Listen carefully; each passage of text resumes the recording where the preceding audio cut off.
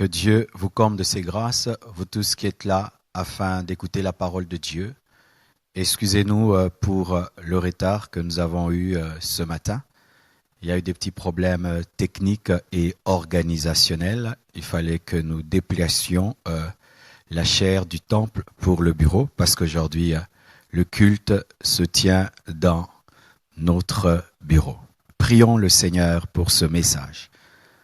Père éternel, Dieu de gloire, je demande ton onction, je demande ta sagesse, je demande ta puissance, je demande ta grâce et ta force afin de communiquer ta parole à tout ton peuple qui nous suit de par le monde. Parle dans les familles, parle dans les maisons, parle dans les églises et que tout soit pour ta gloire. Je détruis toute force de l'ennemi, toute puissance contraire à ce message, au nom de Jésus-Christ. Amen. Le thème de mon message ce matin, c'est les familles face au confinement. Les familles face au confinement dû au coronavirus Covid-19, car nous devons être actuels dans notre manière de prêcher, car plusieurs personnes désirent avoir la connaissance divine par rapport à cette situation. Mais tout d'abord, avant d'entrer dans le vif de mon message, j'aimerais dire qu'il y a un faux message qui circule sur la toile disant que le pasteur Marcelo a donné 48 heures au gouvernement pour ouvrir les églises afin que nous prions contre les œuvres du diable. Cela ne vient pas de moi. Et si vous allez sur ma page, vous allez voir que j'ai contredit ce message. Et vraiment, mes frères et sœurs, ce n'est pas le moment de faire circuler des fake news. C'est le moment que nous soyons concentrés afin de prier, afin d'enseigner la parole et pas faire dire aux hommes de Dieu des choses que nous voulons. Vraiment que Dieu pardonne à ce monsieur qui a fait ce fake news et vraiment, répands-toi, ne le fais plus. Aussi, j'aimerais également présenter mes condoléances à la famille Muchebele de l'église La Nouvelle Jérusalem à Bruxelles qui vient de perdre leur maman pasteur après le départ du pasteur l'année passée. 2 chocs en si peu de temps, c'est beaucoup. Et vraiment, je vous présente mes condoléances. Et ce décès encore nous prouve que c'est sérieux. Ce n'est pas de la blague. Pour ceux qui ne respectent pas les règles d'hygiène, bien-aimés, c'est sérieux, ce n'est pas de la blague. Une grande servante de Dieu vient nous quitter après cela.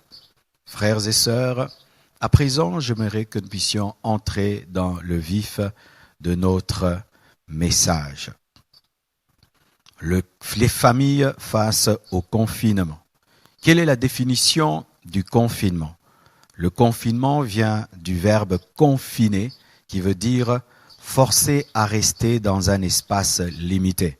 Forcer à rester dans un espace limité. Aujourd'hui, c'est demeurer dans nos maisons.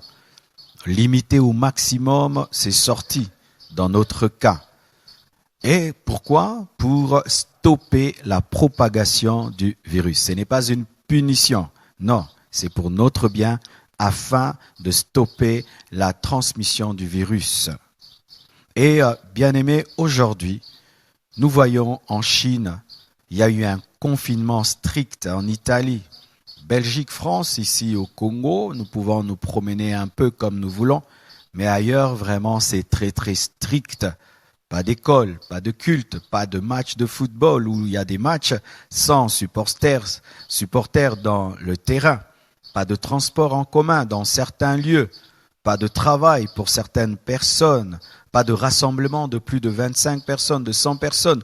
Tout dépend des mesures de sécurité qui sont prises d'une nation à une autre afin de stopper la propagation de la maladie. Et mes frères et sœurs, dans la Bible, nous avons des exemples de confinement dans la parole de Dieu. Ça va vous étonner, mes frères, mais tout est dans la parole de Dieu. Il y a l'exemple de Noé, il y a l'exemple d'Israël lorsqu'il devait sortir de l'Égypte, lorsque l'ange de la mort frappait, il y a l'exemple de la famille de Rahab. J'aimerais un peu vous parler du confinement de la famille de Noé qui devait rester dans l'arche enfin d'être préservés du déluge. Et ce confinement, c'était Dieu et pour leur bien. Genèse 7, versets 1 à 7. La Bible dit ceci. L'Éternel dit à Noé, « Entre dans l'arche, toi et toute ta maison, car je t'ai vu juste devant moi parmi cette génération. Tu prendras auprès de toi 7 couples de tous les animaux purs, le mâle et sa femelle, une paire des animaux qui ne sont pas purs, le mâle et sa femelle, 7 couples aussi des oiseaux du ciel, mâle et femelle, afin de conserver leur race en vie sur la face de toute la terre.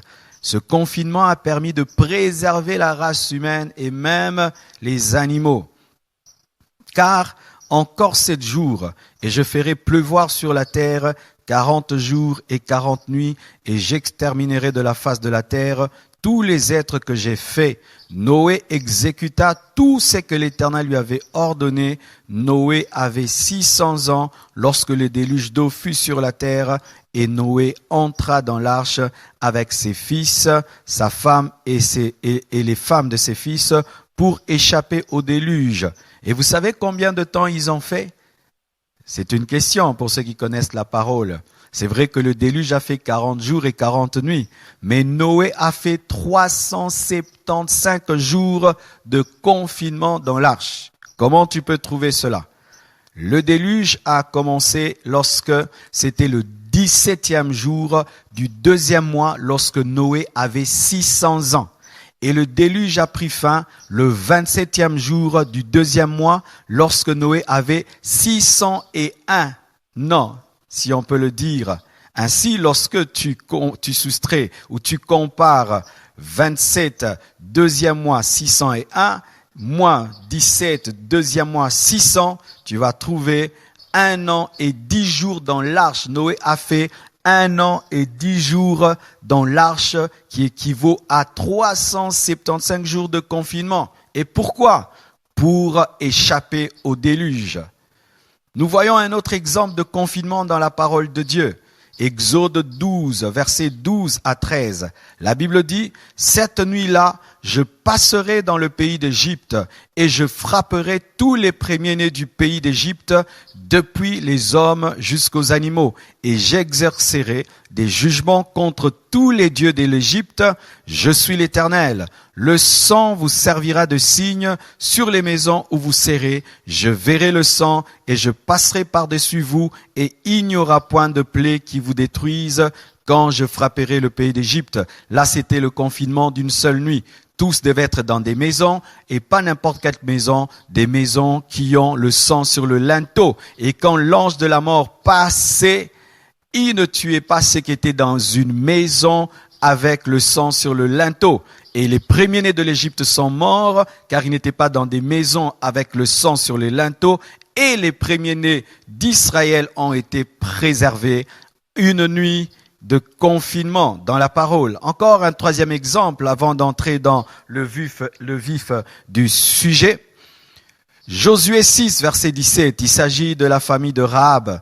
La Bible dit, « La ville sera dévouée à l'Éternel par interdit, elle et tous ceux qui s'y trouvent, mais on laissera la vie à Rahab, la prostituée, et à tous ceux qui seront avec elle dans la maison, parce qu'elle a caché les messagers que nous avions envoyés. » Lorsqu'Israël devait détruire Jéricho, il y a eu 2 espions qui sont allés et qui ont rencontré une femme qui s'appelle Rahab. Rahab les a cachés, et les 2 espions ont promis à Rahab le salut de sa famille. Mais la condition, c'est que toute sa famille devait être dans sa maison, et il fallait mettre un fil cramoisi. Et lorsque les anges allaient descendre pour détruire Jéricho, tout le monde allait être détruit, sauf ceux qui étaient dans la maison, confinés dans la maison de Rahab. Ainsi, vous voyez l'exemple de Rahab, la famille de Rahab, la famille de Noé et les familles juives en Égypte sont des exemples qu'il y a eu même dans la parole des confinements pour le bien. Parce que Rahab, c'était pour le salut de sa famille, pour échapper au jugement de Jéricho. Israël, le jour de la Pâque, c'était pour échapper à la mort des premiers-nés. Et Noé, c'était pour échapper au déluge qui devait détruire le monde entier. Pour notre part, c'est pour échapper à ces virus qui est en train de décimer l'humanité. Alors mes frères et sœurs, je vais vous parler des bons côtés du confinement et des mauvais côtés du confinement, parce qu'en chaque chose, il y a des bons côtés et des mauvais côtés. Tout d'abord, j'aimerais parler du mauvais côté du confinement, la crise financière, la crise économique, parce que les gens ne savent plus travailler comme avant, la vie publique qui est en arrêt et même ralentie. Pas d'école, donc les enfants risquent d'avoir de retard, pas de culte. Aujourd'hui, beaucoup de fidèles sont restés à la maison et voilà que je tiens cette prédication dans mon bureau. Est-ce qu'on aurait cru cela? Pas de rassemblement. Il y a le bouleversement de notre vie quotidienne. Il y a des gens même qui ne savent même pas pourquoi ils vont se réveiller parce qu'ils n'ont plus rien à faire. Il y a la réduction du contact humain. Nous nous visitons de moins en moins. La pauvreté, la famine.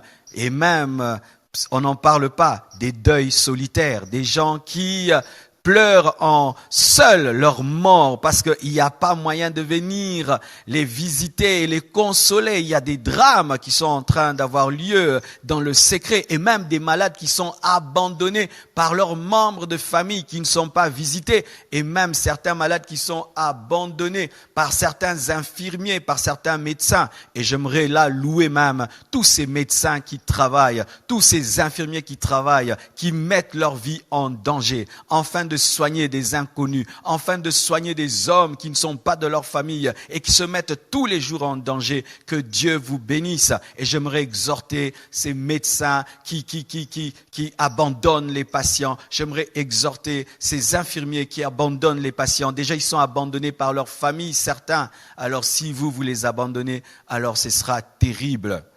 Et aussi, l'isolement sur soi-même. Beaucoup de gens sont devenus davantage isolés sur eux-mêmes à cause de la peur totale. Vraiment, ils se renferment sur eux-mêmes. Et vraiment, cette loi de chacun pour soi et Dieu pour tous commence vraiment à être pratiquée. Le mauvais côté, c'est que ça rend égoïste. On pense qu'à soi-même. Lorsqu'on va acheter, on oublie que l'autre aura besoin d'acheter. On prend tout. Et même si on n'en a pas besoin, parce que c'est moi je dois pas mourir, moi je dois pas mourir. Et certains même qui savent qu'ils sont contaminés font tout pour contaminer les autres, de l'égoïsme qui se manifeste dans ce confinement.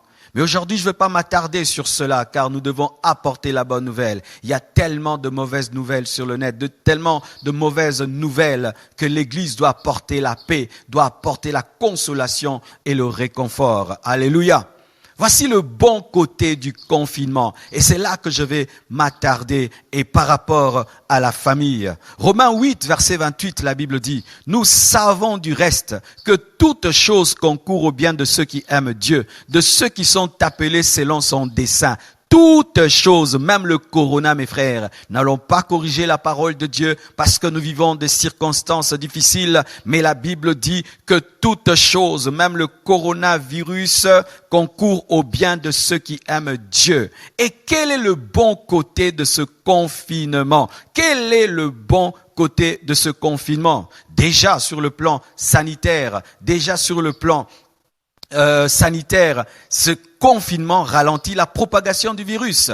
Et si vous le savez, déjà en Chine, ils sont déjà en train de ralentir sa propagation parce qu'ils ont respecté les mesures de confinement. Le bon côté du confinement sur le plan scientifique, chimique, sanitaire, c'est que ça stoppe la propagation du virus. C'est un très bon côté. C'est pourquoi même en tant qu'Église, nous avons respecté cela. Aussi, le repos pour ceux qui travaillent beaucoup.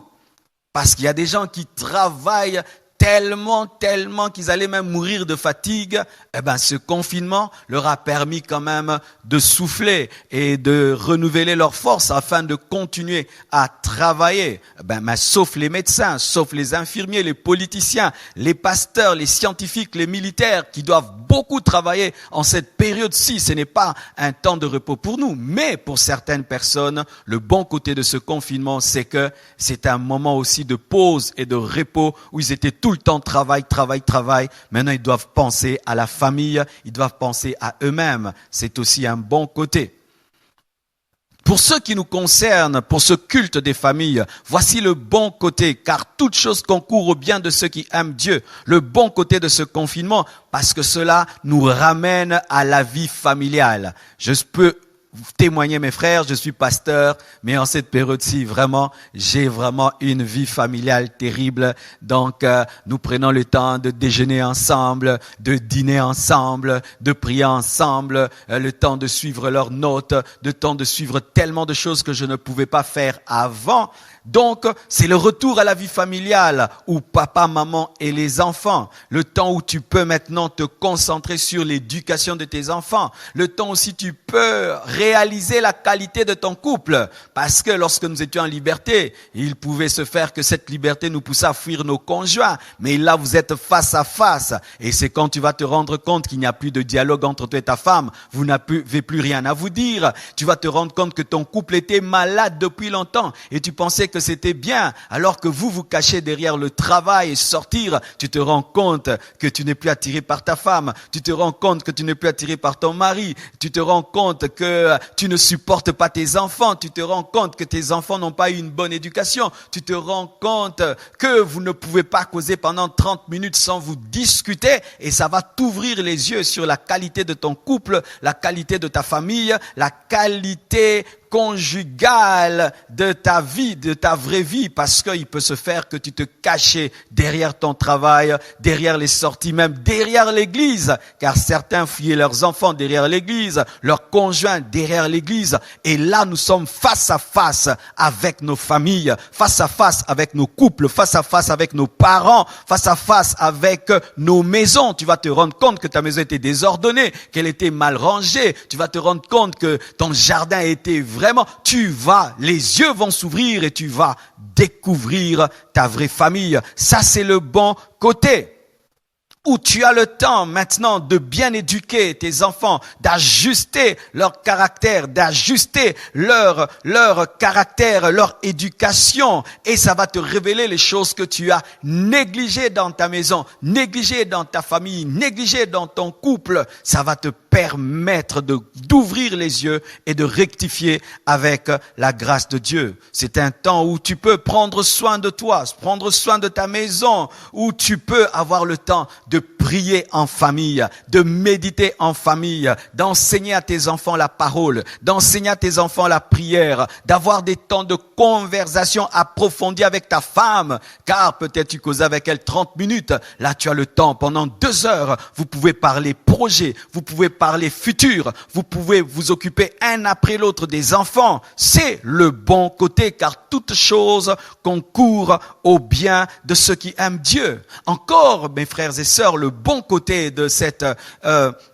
de ce confinement, c'est une occasion de te séparer des relations toxiques, de te séparer des amis et des couples qui détruisaient votre couple. Il peut se faire que dans la liberté, tu étais ami à quelqu'un qui était dans l'ivrognerie, mais vous ne savez plus vous voir. Tu allais souvent dans un bar afin de rencontrer des personnes toxiques. Et c'est une occasion pour toi pour être libéré de cela. Et il se pourrait que tu entretenais une relation extra-conjugale. Et pendant ce temps, le Seigneur t'aide à t'en séparer. Oui, mes frères et sœurs, Dieu utilise toutes circonstances pour nous libérer, toutes circonstances pour nous délivrer. Et pendant ces moments de confinement, sortez de l'adultère. Pendant ces moments de confinement, libérez-vous des mauvais amis. Pendant ces moments de confinement, profitez pour vous séparer des relations toxiques.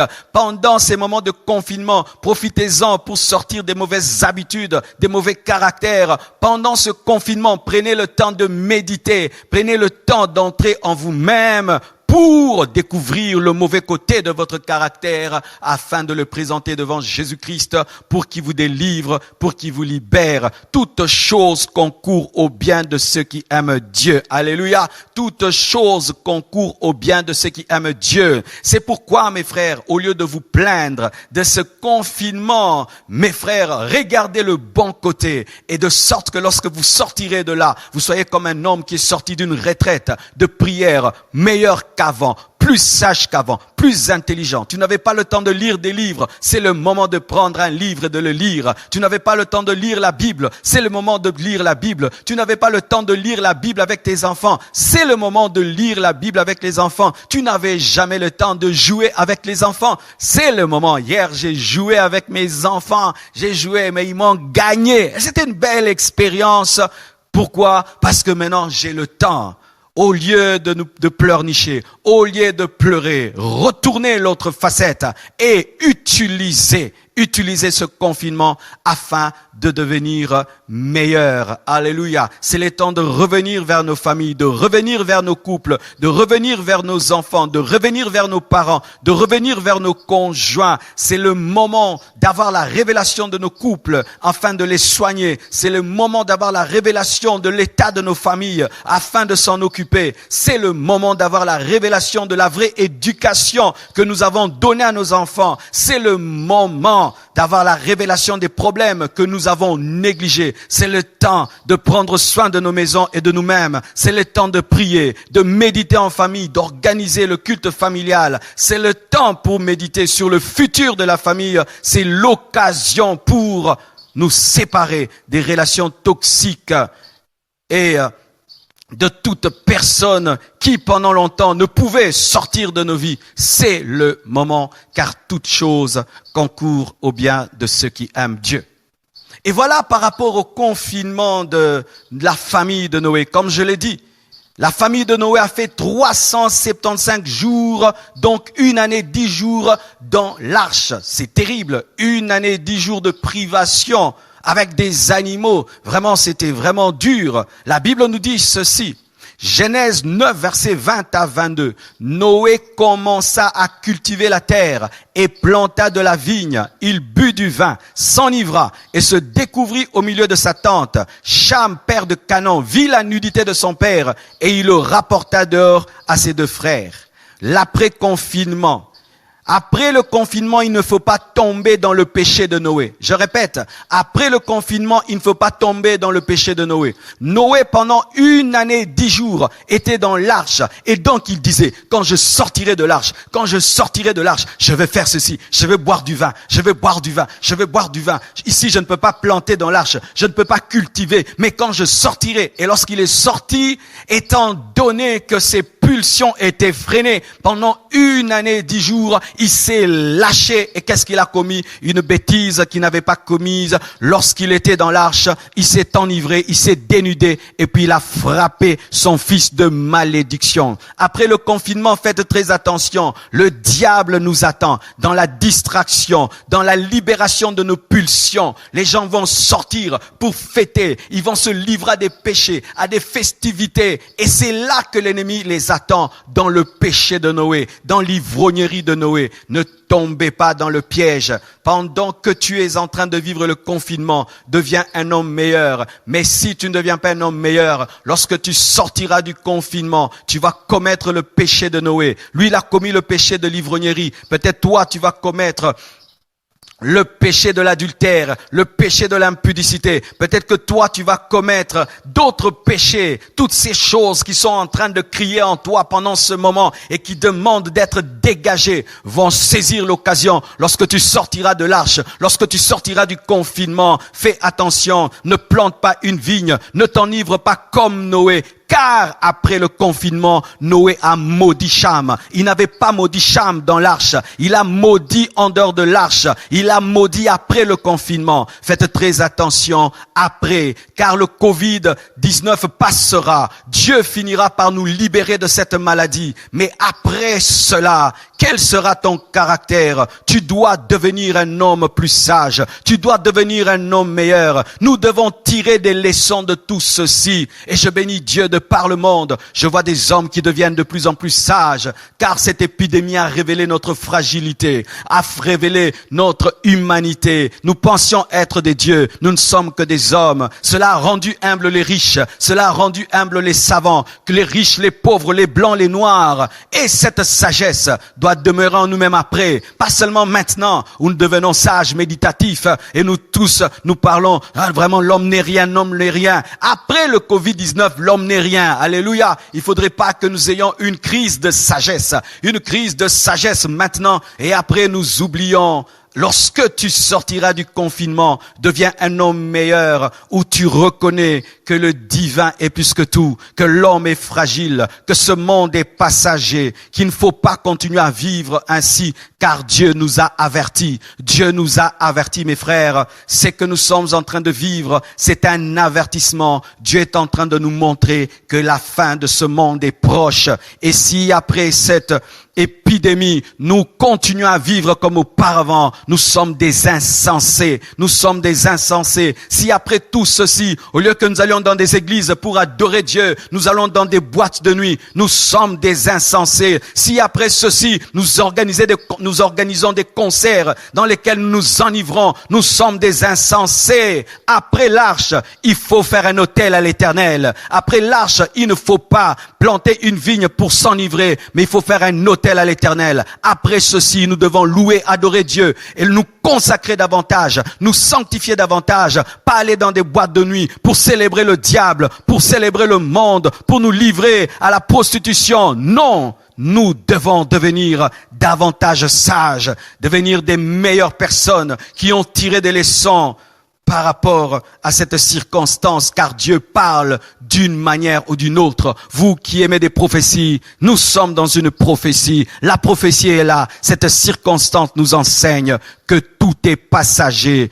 Tout est éphémère. Nous sommes pèlerins sur cette terre. Ce monde peut disparaître en une seconde. Cette vie terrestre peut s'arrêter en une seconde. Nous en avons la preuve. Une chose invisible qui déclenche des effets visibles. Une chose invisible qui sèche les rues. Une chose invisible qui pousse et dicte des lois. Et voici, mes frères et sœurs, nous voyons que pour échapper au déluge, il fallait que la famille de Noé demeure dans l'arche. Nous voyons que pour échapper à la mort, il fallait que le peuple juif demeure dans des maisons couvertes du sang. Nous voyons que pour que la famille de Rahab échappe au jugement de Jéricho, il fallait qu'elle demeure dans la maison de Rahab. Et sachez, mes frères, qu'il y a plus que la pandémie du coronavirus. Et nous devons être dans un confinement par rapport à plus que cela, la mort éternelle. Et l'arche par rapport à la mort éternelle, ce n'est pas une arche, ce n'est pas une maison, c'est Jésus-Christ de Nazareth. Autant les gens aujourd'hui restaient dans leur maison pour échapper à une maladie, nous devons demeurer en Christ pour échapper à la mort éternelle. Autant les gens restent dans leur maison pour ne pas être touchés par une maladie, nous devons demeurer dans l'arche qui est Jésus-Christ, devons demeurer dans la maison de Rahab qui est Jésus-Christ, devons demeurer dans la maison couverte par le sang qui est Jésus-Christ. C'est ainsi seulement que la mort ne va pas nous toucher, car le Covid-19 peut tuer le corps et tu vas au ciel. Mais le péché, s'il atteint ton âme et ton esprit, tu vas t'envoyer en enfer pour l'éternité. Oh, je vois des hommes porter des masques parce qu'ils ont peur d'une maladie. C'est bien. Je vois des hommes rester chez eux parce qu'ils veulent pas être intoxiqués. C'est vrai. Mais est-ce que vous prenez des masques contre le péché? Est-ce que vous prenez des masques, des mesures contre le péché? Car tu peux être guéri d'une maladie, mais tu meurs un jour par un accident et tu finis en enfer. Autant vous avez pu respecter toutes ces consignes afin de protéger vos corps. Est-ce que vous respectez les consignes de l'Éternel afin de protéger vos âmes et vos esprits? Est-ce que vous les respectez? Car tu peux même te protéger, mais tu mourras, tu finiras par mourir à 100 ans, à 120 ans. Mais après cela, tu pourrais échapper à toutes les pandémies du monde, mais tu finiras par vieillir et mourir, et tu te retrouveras devant Jésus-Christ, tu te retrouveras devant le trône du jugement. Est-ce que vous y pensez? C'est pourquoi, mes frères et sœurs, entrez dans la véritable arche, Jésus-Christ, entrez dans la véritable maison, Jésus-Christ, entrez dans la véritable protection, Jésus-Christ, qui protège d'abord l'esprit et l'âme, et qui protège le corps. Sachez que Lazare est ressuscité, mais il a fini par mourir, et tu peux guérir de cette maladie, mais tu finiras par mourir, car être guéri du Covid ne fait pas de toi un éternel. Tu finiras par mourir, et tu te tiendras devant Dieu, et ce sont seules les personnes qui sont en Jésus-Christ, qui seront sauvés. Mes frères et sœurs, entrez en Jésus-Christ, donnez vos vies à Christ. Et vous qui êtes déjà dans l'arche, ne sortez pas de l'arche. Alléluia, ne sortez pas de l'arche. Demeurez en Jésus-Christ jusqu'à la fin de vos vies. Demeurez dans la véritable maison de Rahab. Demeurez dans la véritable maison couverte par le sang de Jésus-Christ. Et vous serez sauvés, épargnés, et au dernier jour, vous tiendrez devant le trône blanc, et vous serez récompensés, et vous vivrez éternellement avec Jésus-Christ dans la nouvelle Jérusalem céleste. Je termine avec ce point prophétique. Amos 8, versets 9 à 11 nous dit ceci. Nous avons souvent prêché ce verset, mais vraiment là, ces derniers temps, la Bible devient tellement actuelle, tellement actuelle. Amos 8, verset 9 à 11, la Bible dit ceci. En ce jour-là, dit le Seigneur, l'Éternel, je ferai coucher le soleil à midi, et j'obscurcirai la terre en plein jour. Je changerai vos fêtes en deuil, et vos chants en lamentation. Je couvrirai de sacs tous les reins, et je rendrai chauves toutes les têtes. Je mettrai le pays dans le deuil, comme pour un fils unique, et sa fin sera comme un jour d'amertume. Écoutez le verset 11, Amos 8, 11, Amos 8, 11. Voici, les jours viennent, dit le Seigneur l'Éternel, où j'enverrai la famine dans le pays, non pas la disette du pain et la soif de l'eau, mais la faim et la soif d'entendre les paroles de l'Éternel. J'enverrai la famine dans le pays, non pas la disette du pain et la soif de l'eau, mais la faim et la soif d'entendre les paroles de l'Éternel. Oh mes frères, lorsque nous avions la liberté de venir à l'église, certains vous n'allez pas à l'église. Il y avait même culte chez vous à la maison, vous n'allez pas à l'église. Mais aujourd'hui, vous cherchez à entendre la parole. Vous aviez des hommes de Dieu tout le temps à votre disposition, mais vous n'alliez pas à l'église. Vous aviez des séminaires et des conventions tous les jours, et vous refusiez d'aller à l'église. Maintenant, vous attendez le live. Vous attendez le live. Vous attendez le live. La fin de la parole. La soif de la parole est là. Et frères et sœurs, sachez, lorsque ce temps-ci passera, maximisez la parole, d'écouter la parole. Sortez de cette christianisme où vous ne prenez pas au sérieux la grâce d'avoir des enseignants de la parole à votre disposition, la grâce d'avoir des pasteurs à votre disposition, la grâce d'avoir des gens qui vous enseignent les Écritures à votre disposition. Tout ceci est en train de révéler que Dieu est en train de nous enseigner, car aujourd'hui dans le monde, c'est vrai, cette parole s'accomplira davantage vraiment à la fin des temps, mais déjà cela a commencé, mes frères, la soif d'entendre la parole. Si cette période fait 6 mois, mes frères, vous verrez la soif de la parole. Vous verrez, vous comprendrez à quel point c'est une grâce d'avoir quelqu'un qui vous enseigne la parole dimanche après dimanche, mercredi après mercredi, vendredi après vendredi. C'est une grâce, mes frères et sœurs. Ainsi, j'aimerais dire à toutes les familles, il est vrai qu'aujourd'hui, à cause des confinements, des familles sont détruites. Des femmes qui se chamaillent à longueur de journée avec leurs maris. Des maris qui se battent à longueur de journée avec leurs femmes. Des parents qui tabassent leurs enfants à longueur de journée parce qu'ils n'en peuvent plus. Des enfants qui font que manquer du respect à leurs parents.